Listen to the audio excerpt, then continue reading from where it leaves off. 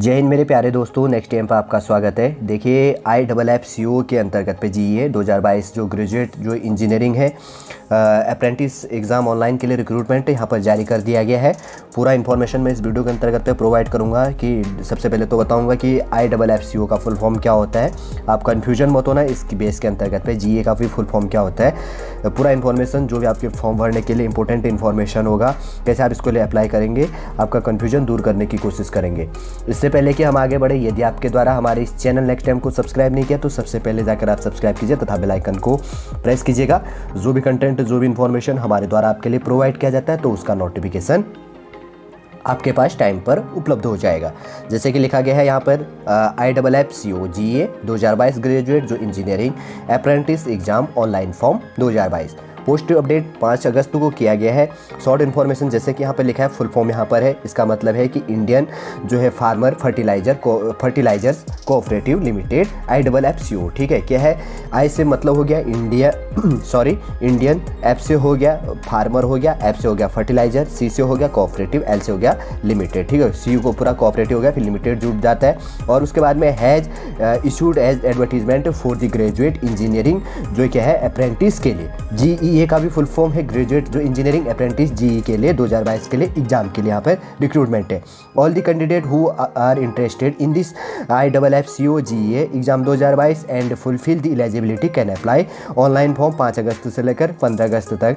Read the notification of IFFCO latest जो recruitment है, qualification, age limit, selection जो है प्रोसेस इसके अंतर्गत पे, और उसके अंतर्गत पे पे सिलेक्शन और सिलेबस एक्सेट्रा जो भी दिया गया है वो क्या कर सकते हैं इसके अंतर्गत पे आप देख सकते हो। और जो भी ये प्रोसीजर जैसे लिखा है ना, सिलेक्शन जो प्रोसीजर जो प्रक्रिया है या जो भी प्रोसेस है इसके अंतर्गत पे आप देख के फॉर्म को भर सकते हैं, ठीक है। अभी मैं आगे तो बताने वाला हूँ।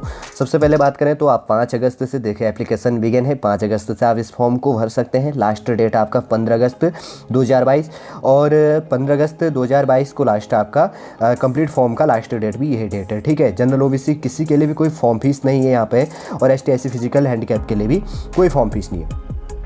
देखिए IFFCO के अंतर्गत पे जो ग्रेजुएट इंजीनियरिंग जो अप्रेंटिस के लिए रिक्रूटमेंट है, तो एज लिमिट आपकी गणना, मिनिमम एज लिमिट तो आपको नहीं दी गई है यहाँ पर, कोई नहीं, इसका कोई नहीं है, क्राइटेरिया बटा नहीं है।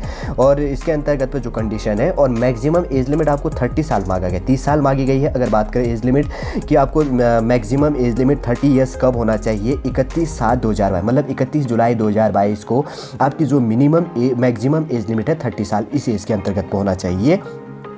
और लिखा है कि एज रिलैक्सेशन एक्स्ट्रा एज पर रूल के हिसाब से IFFCO के GE के बेस के अंतर्गत आपको छूट भी प्रोवाइड कर दिया जाएगा, ठीक है। वैकेंसी साइज में इन्फॉर्मेशन नहीं दिया इतना। और ग्रेजुएट जो इंजीनियरिंग जो अप्रेंटिस के लिए GE के लिए है, तो क्वालिफिकेशन काफ़ी इंपॉर्टेंट हो जाता है आप लोगों के जानने के लिए। अगर क्वालिफिकेशन के अंतर्गत की बात करें, लिखा है यहाँ पे BE होना चाहिए, BTech या इंजीनियरिंग होना चाहिए।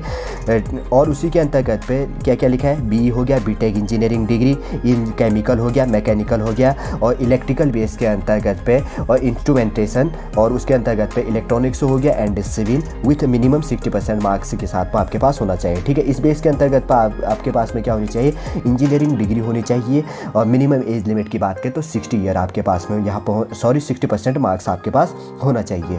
और ST SC के लिए अगर बात करें तो यहाँ पर 55% मार्क्स आपके पास होने चाहिए। मोर डिटेल रीड नोटिफिकेशन कह रहा है, और ज़्यादा उतनी ज़रूरत नहीं है। ये चीज़ अगर आप पढ़ लो, अगर एलिजिबिलिटी है तो आप खुद जानते हैं आपको क्या करना है, ठीक है। अब देखिए कुछ एग्ज़ाम सेंटर इनके द्वारा दिया गया है, जैसे कि यहाँ पे दिया गया है अहमदाबाद हो गया, बेंगलुरु हो गया, और उसके बाद में की बात करें तो भुवनेश्वर हो गया, चंडीगढ़ हो गया, चेन्नई हो गया, देहरादून, दिल्ली NRC, और हैदराबाद हो गया, इंदौर, जयपुर, कोलकाता, लखनऊ, मुंबई और पटना। इसके क्या कर दिए गए, कुछ प्रमुख एग्जाम सेंटर दिए गए। कन्फ्यूजन मत होना, अहमदाबाद दिया गया है, बेंगलुरु दिया गया है, भुवनेश्वर दिया गया है, चंडीगढ़ दिया गया है, और चेन्नई हो गया, देहरादून हो गया, दिल्ली NCR हो गया, और उसके बाद में हैदराबाद हो गया, इंदौर हो गया, जयपुर, कोलकाता, लखनऊ, मुंबई और पटना हो गया। प्रत्येक के कैपिटल दिए स्टेटों के कुछ प्रमुख। अगर आपका जिस स्टेट पे नहीं है सेंटर, तो आपका जो दूसरा स्टेट आपके नज़दीक पड़ता है तो वहाँ पर आप क्या कर सकते हैं, इसके लिए सेंटर भर सकते हैं उसके बेस में, ठीक है। जैसे अब आगे बढ़ेंगे तो यहाँ पर अप्लाई ऑनलाइन के अंतर्गत आप अप्लाई कर सकते हैं। अगर आपको नोटिफिकेशन पढ़नी है तो आप नोटिफिकेशन पढ़ लीजिएगा। और वैसे तो कोई ज़रूरत नहीं है, जो इंपॉर्टेंट इन्फॉर्मेशन था इंडियन जो फार्मर जो है फर्टिलाइजर कोऑपरेटिव लिमिटेड के अंतर्गत पे खास तौर पे आपको फॉर्म कैसे भरना है, एज लिमिट आपकी क्या मांगी गई है, कैसे करके आपको अप्लाई करना है, पूरा इन्फॉर्मेशन इस वीडियो के अंतर्गत पे शॉर्ट रूप से हमारे द्वारा आपके लिए प्रोवाइड कर दिया गया है। ठीक है, चलिए दोस्तों, आज का इन्फॉर्मेशन आपको समझ में आ गया होगा। यदि आज का इन्फॉर्मेशन आपको समझ पाए, लाइक कीजिएगा, कमेंट कीजिए और हमारे इस चैनल नेक्स्ट टाइम को सब्सक्राइब कीजिए तथा बेल आइकन को भी प्रेस कीजिएगा। वापस हम नेक्स्ट वीडियो पर आपसे मिलेंगे। जय हिंद, जय भारत।